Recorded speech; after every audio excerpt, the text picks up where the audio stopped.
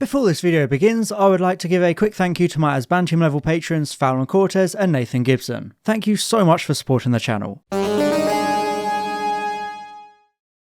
Doctor Who has a Dalek problem. A big Dalek problem, if you ask most fans, that is. Yes, according to a lot of Doctor Who fans, the most iconic villains are in dire need of rejuvenation. Despite being created 60 years ago, the Daleks have largely stayed the same with only minimal changes. And that's a problem for some people, with the debate having been raging for many years by this point. And with the usual rumours swirling about a new look for the Daleks in the upcoming Series 14, I thought it would be the perfect time to dive into this age-old debate and weigh in on whether the Daleks even need to be redesigned in the first place. And if they do, how should it be done? Well, as always, that's what I'm here to discuss. So grab your nearest whisk and sink plunger, because it's time to find out whether or not Doctor Who needs to change the Daleks. That is the lamest thing I've ever seen. I know, it looks like a 30-year-old dildo. But first, let me talk to you. Do you want to know about one of the biggest games in the world with over 400 million players across 190 countries? You may have heard of it. It's a little known game called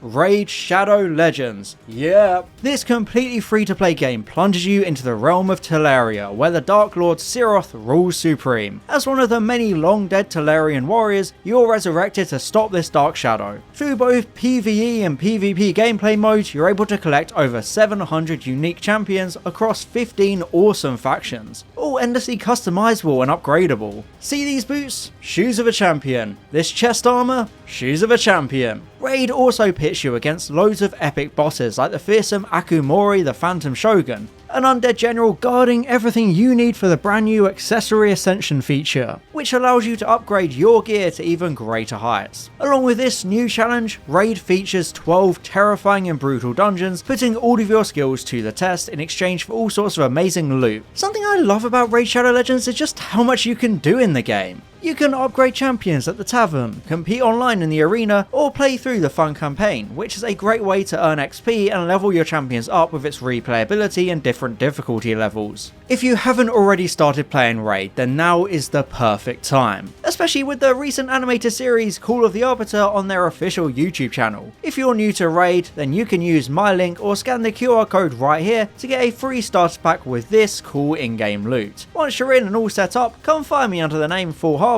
and join my clan. So again, just hit the link in my description and I'll see you on the battlefield. And now on with the video. Harbo Wholmes, yep. Way back in 1963, the world was in the middle of the incredibly tense Cold War between the Soviet Union and the Western powers. It was a conflict that influenced a lot of media, with spies, conspiracies and nuclear Armageddon being common themes in movies, books and TV shows of the time. Therefore, Doctor Who was no different. Writer Terry Nation was approached to write a serial for the newly commissioned show, and he drew upon these Cold War inspirations to create the sinister Daleks, a mutant race forced to live within moving metal shells after their planet was destroyed by radiation. Originally, these monsters were going to be designed by none other than Ridley Scott, but scheduling issues meant the job now fell to Raymond Cusick. He wanted to avoid the Daleks looking like men in costumes, eventually leading to the iconic silhouette we know and love to this day. While the design was reminiscent of a pepper pot with a whisk and plunger, the atmosphere and writing of the serial was so effective it solidified the Daleks as a groundbreaking sci-fi monster and pretty much saved Doctor Who entirely, which, didn't have the best start to life.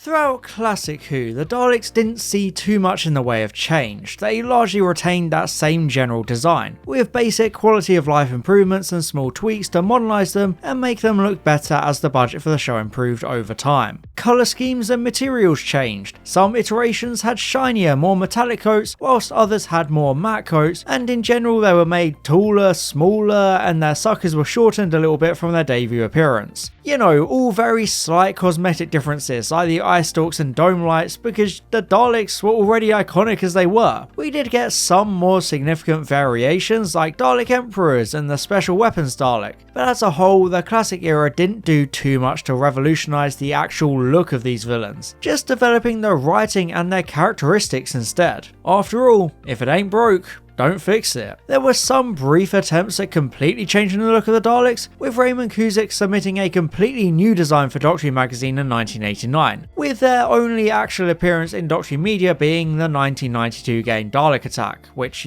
sucks. This redesign gave the casing 2 big eyes, multiple sensors, and even a whiplash wire to sting and stun enemies, but it just looks kind of weird and more like a Robot Wars house robot knockoff. I personally don't think it's an effective redesign at all, and it looks a bit awkward. Similarly, the original plans for John Leakley's version of the Doctor Who movie called for a spider Dalek which had the ability to transform and unfold its appendages and seemingly had a humanoid pilot of sorts. I think it's safe to say that this is a disastrous idea for redesign. It looks far too different to the original concept to the extent that it may as well be a completely different monster entirely. The first most notable change for the Daleks since 1963 was their re-debut in 2005 Series 1. It's clear from the early concept art by Matthew Savage that the production team wanted to adhere to the classic Who Daleks and simply update their material with a design inspired by that gunmetal grey genesis of the Daleks design. As production continued, this evolved into the so-called Time War Dalek, or the Bronze Dalek as they're often referred to. This design was still faithful to the original look of the monster, but definitely updated for the modern era with a sleeker metallic look with good improvements to the eye stalk, dome lights and material. It made them look genuinely hefty and impervious, evolving their casings from travel machines to full-on tanks capable of anything. It worked fantastically and fit the tone and vision of the show to a T. It was such an effective redesign that it remains the de facto to this day, becoming a more iconic look than the classic Who versions ever were. As with the classic era, we got slight redesigns and variations over the years, like the Dalek Empire of Parting of the Ways and Dalek Sec from Series 2 and 3, which was just a different paint job. The Bronze Daleks just worked. They were exactly what the show needed, and it made them a dominant staple of the show once more.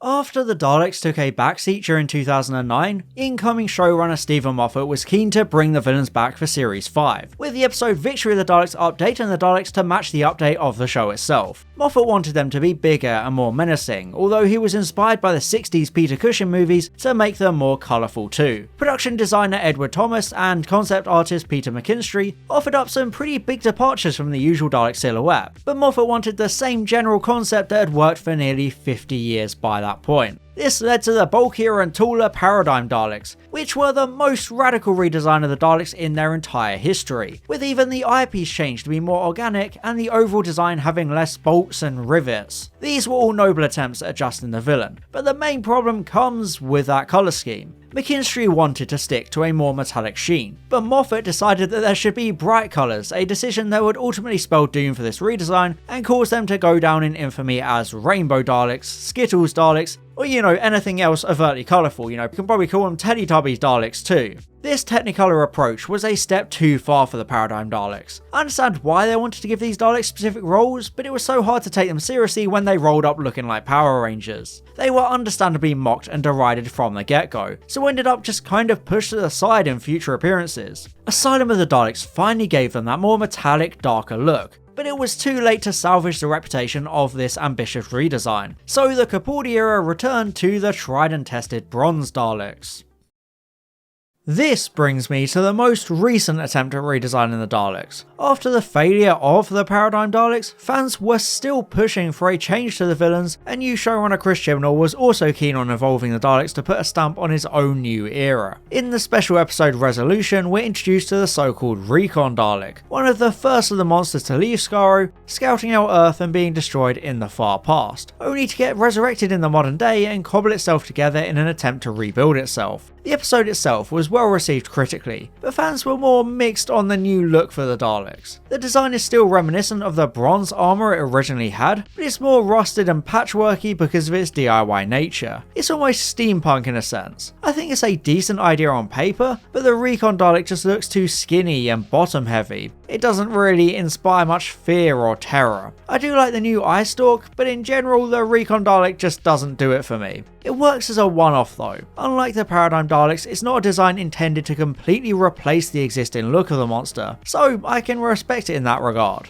Even in Revolution of the Daleks, when the UK government tries to replicate the Recon Dalek for their defence drones, it's shown to again be a one-off, with those iconic bronze boys coming back once more in that exact same episode. I feel like Chibnall had the right approach for redesigning the Daleks, this one-off variation rather than trying to completely overhaul their entire uniform look like Moffat had done with the Paradigm Daleks, because it's a way of testing the waters and easing into a redesign, rather than throwing the smarty squad in your face and expecting you to accept it as the status quo despite them looking goofy as hell. A complete change to the look is a big undertaking, and the Chibnall era's more careful one-off redesign approach made it a lot easier to embrace a change for better or for worse.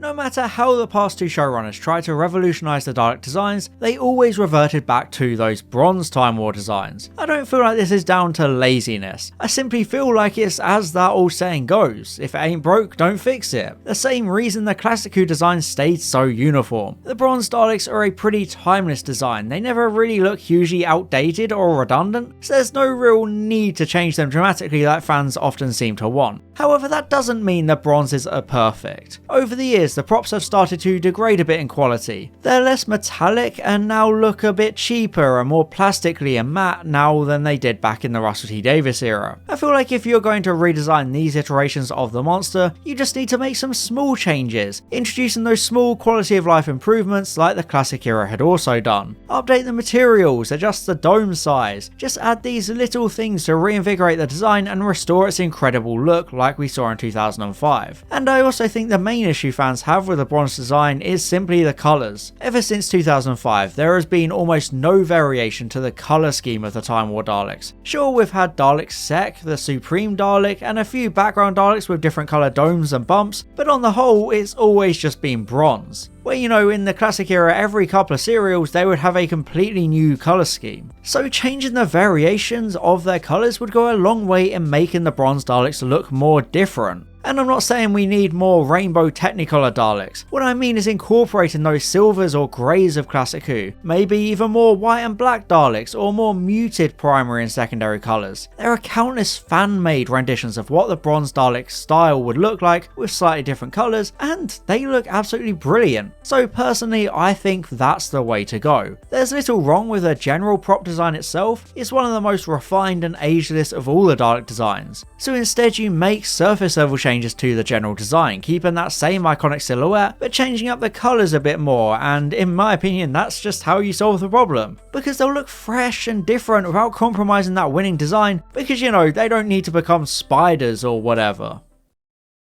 The Daleks are one of the most iconic parts of Doctor Who for very good reason. They have such a distinctive shape and sense of intimidation that it immediately made them a powerhouse in science fiction media. I mean, they didn't call the whole 60s Dalek craze Dalek Mania for no reason. After over half a century of the same silhouette, it would be a big unnecessary risk to try and completely change them. And I think most fans would agree with that, since most of the calls for change are those simple touches I've already explored. It's not about turning them into those spiders, or making them rainbow Daleks, or completely overhauling everything that makes them work. It's just about keeping them fresh, giving them a new lick of paint every now and then. That's what needs to be done. New and old showrunner Russell T Davies has already alluded to changing the look of the Daleks for the upcoming Series 14, so I really hope he doesn't try to change things too dramatically just for the sake of it. Given how he oversaw the creation of those Bronze Daleks themselves, I feel like Davies is the right person to try and breathe new life into the monsters. As I've said throughout this video, the Daleks aren't broken, they don't need fixing, but they definitely need to lose the whole bronze aesthetic and be fixed on a more literal sense because the props are so degraded. The whole bronze look is very 2005 at times, it's time to get a new style, sweetie.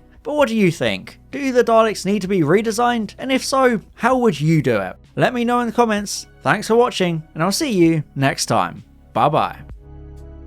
And a special thank you to my Bantam level patrons Fallon Cortez and Nathan Gibson, my Platinum level patrons Maximilian Foreman and Nick Skames, and all my Gold level patrons Boots, Calvin, Daniel Shillito, Franz Horn aka Line Vortex, Herna Verzog, Robert Hock, and Tom Azar. Thank you so much for your support.